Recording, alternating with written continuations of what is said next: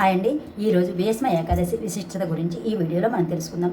భీష్మ ఏకాదశిని జయ ఏకాదశి అని కూడా చెప్పుకుంటారు. అయితే హిందూ సాంప్రదాయంలో అత్యంత విశిష్టమైన ఏకాదశి ఈ రోజు అనమాట.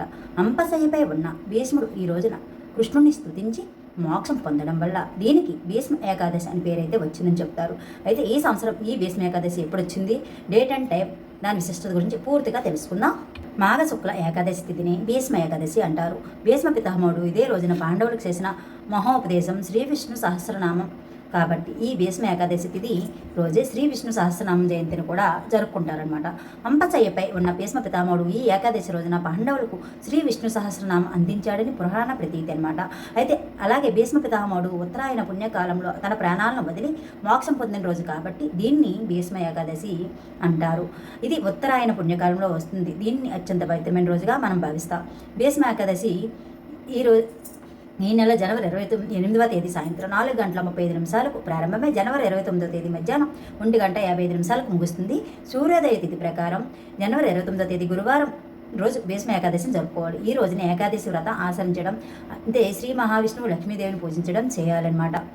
అలాగే అయితే దీని విశిష్టత అసలు ఈ ఏకాదశి రోజున భీష్ముడు అంపశయ్యపై ఉండి శ్రీకృష్ణుని స్తుతించి మోక్షం పొందడం వల్ల దీన్ని ఏకాదశి ఈ భీష్మ ఏకాదశి అనే పేరైతే వచ్చింది. ఈ ఏకాదశి విజయాన్ని, శత్రు విముక్తిని, విజయాలను అందిస్తుందని, అంటే ఏకాదశి విజయాన్ని, శత్రు విముక్తిని, విజయాలను అందిస్తుంది ఏకాదశి అందిస్తుందని నమ్మకం అనమాట.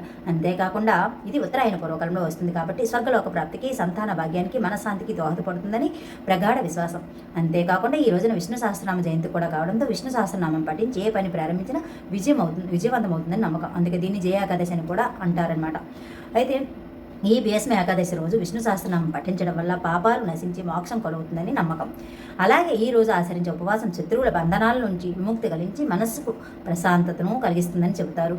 ఇక భీష్మ ఏకాదశి రోజున భీష్ముడికి తర్పణం వదలడం, దానం చేయడం వల్ల సంతాన భాగ్యం, స్వర్గలోక ప్రాప్తి కలుగుతుందని విశ్వాసం. అలాగే ఏకాదశి రోజున సత్యనారాయణ వ్రతం, లక్ష్మీ తులసి పూజ చేయడం వంటి శుభ ఫలితాలను కూడా అందిస్తాయని చెబుతారు మన పెద్దలు. విష్ణు సహస్రనామ పారాయణ చేయడం వల్ల అనేక శుభ ఫలితాలు అనుకూడతాయి.